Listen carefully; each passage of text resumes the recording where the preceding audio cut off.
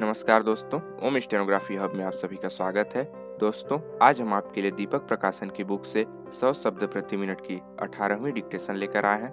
तो चलिए दोस्तों, डिक्टेशन शुरू करते हैं 5 सेकंड बाद।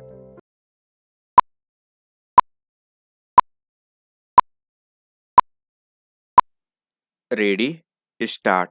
उपाध्यक्ष महोदय, यह जो बिल हमारे सामने है, वह जिस रूप में हमारे सामने लाया गया है, उससे यह मालूम नहीं होता है कि जो बुराइयां पिछले आम चुनावों में देखी गईं, उनका कोई हल निकले और सक्रिय रूप से चुनाव कराने की कोई एक योजना बन सके, ऐसा हमें मालूम नहीं होता।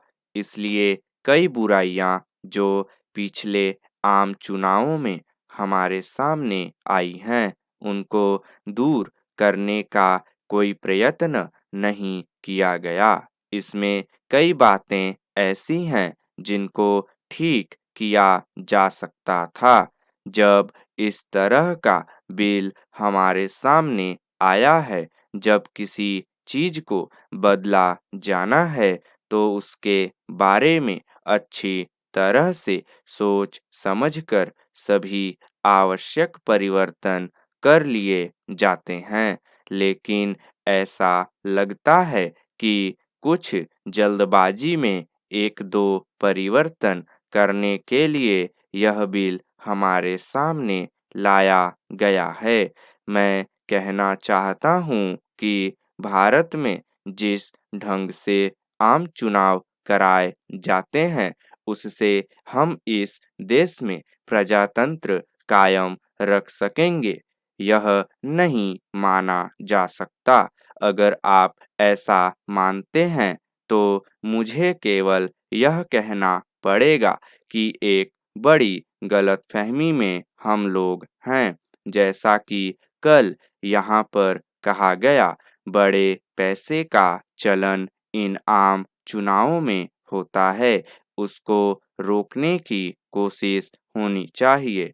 हमने यहाँ पर एक सुझाव दिया था कि आम चुनावों में किसी की ओर से भी 3,000 से अधिक रुपए खर्च न हों, इस तरह का नियम होना चाहिए था और वह इस बिल में लाया जा सकता था। लेकिन ऐसी कोई कोशिश नहीं हुई है। इसमें जो कुछ बताया गया है, वह सिर्फ जो उम्मीदवार की ओर से खर्च होगा, उसके बारे में बताया गया है। उसकी पार्टी या उसके दोस्त या ठेकेदार या फायदा उठाने वाले बड़े व्यापारी उसके लिए खर्च करें, तो उसके लिए कोई रोक नहीं है। इस प्रकार करोड़ों रुपए खर्च किए जा सकते हैं।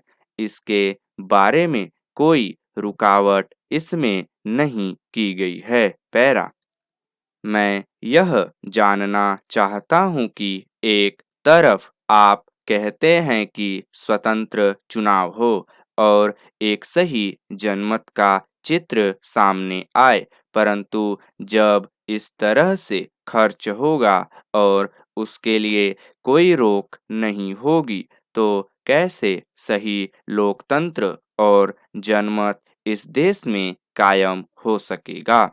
यह मेरी समझ में नहीं आता। बड़े-बड़े उद्योगपति टिकट पाते हैं। अगर बड़े-बड़े उद्योगपति और राजा महाराजा जैसे लोग लोकसभा में आकर देश के भविष्य का फैसला करेंगे, तो फिर इस देश का अनर्थ ही होने वाला है और कुछ नहीं हो सकता।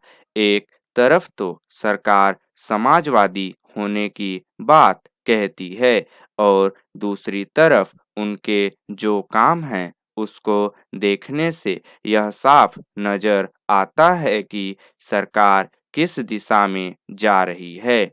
बड़े-बड़े उद्योगपति जो पैसा खर्च कर सकते हैं, उनके बल पर चुनाव लड़ा जाता है। स्टॉप। दोस्तों, वीडियो अच्छी लगी हो तो लाइक करें, कमेंट करें और अपने दोस्तों के साथ शेयर करें। चैनल पर नए हैं तो सब्सक्राइब करें और घंटी के आइकन को भी दबा लें ताकि हमारी जब अगली वीडियो अपलोड हो तो आपको नोटिफिकेशन मिल सके। धन्यवाद।